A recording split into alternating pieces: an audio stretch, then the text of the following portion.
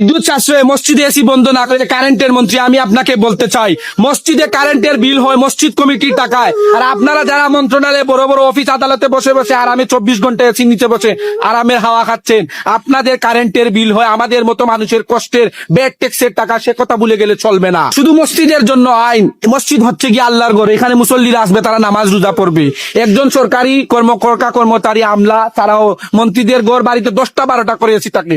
যদি এসি বন্ধ করতে হয় শুধু মসজিদ নয়, এই সরকারি কর্মচারীদের বাসাতেও এসি বন্ধ করাও। জ্বালানি এবং বিদ্যুৎ খাতের বিশেষজ্ঞরা বারবার সরকারকে সতর্ক বার্তা দেওয়ার পরও তারা গলা ফাটিয়ে বলেছিলেন দেশে নাকি জ্বালানি বিদ্যুতের কোনো সংকট নেই, দেশ নাকি এখন জ্বালানি বিদ্যুৎ উৎপাদনে বিশ্বে 1 নম্বর। তাহলে আজকে কেন ঘোষণা আসলো ডিজেল ভিত্তিক বিদ্যুৎ উৎপাদন কেন্দ্র এখন বন্ধ, পেট্রোল বন্ধ থাকবে সপ্তাহে একদিন, নিয়মিত লোডশেডিং হবে 3-4 বার। আমার এই প্রিয় মাতৃভূমিটাকে তিলে তিলে ধ্বংস করে দিচ্ছে এরা।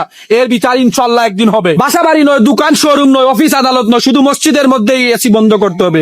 মসজিদে 5 ওয়াক্ত নামাজ করতে সময় লাগে মাত্র আপনার 2 ঘন্টা। এই সরকারি কর্মকর্তারা আমলারা এই তাদের শরীরের মধ্যে চর্বি জমে গেছে, এদের এসি বন্ধ করে দেওয়া হোক, তাহলে এরা বুঝতে পারবে আমাদের মতো খেটে খাওয়া মানুষরা কত কষ্টে দিন যাপন করছে। আজকে যখন দেশের রিজার্ভের মধ্যে টান পড়েছে, সরকার বিদ্যুৎ উৎপাদনে ব্যর্থ হচ্ছে, তখন দোষ দেওয়া হচ্ছে মসজিদের মুসল্লিদের এসির উপরে, হুজুরদের উপরে। Party centre, DJ centre, luxury hotel, office আদালতে তো 24 ঘন্টা এসি চলে, সেইখানে আপনাদের কোনো সমস্যা হয় না। আর আল্লাহর ঘর মসজিদের মধ্যে মুসল্লিরা বসে 2 রাকাত নামাজ শান্তিতে তারা আদায় করবে, সেইখানে আপনাদের যত মাথা ব্যথা শুরু হয়ে যায়। আপনি আওয়ামী লীগ করেন, বিএনপি করেন, আমার কোনো মাথা ব্যথা নাই।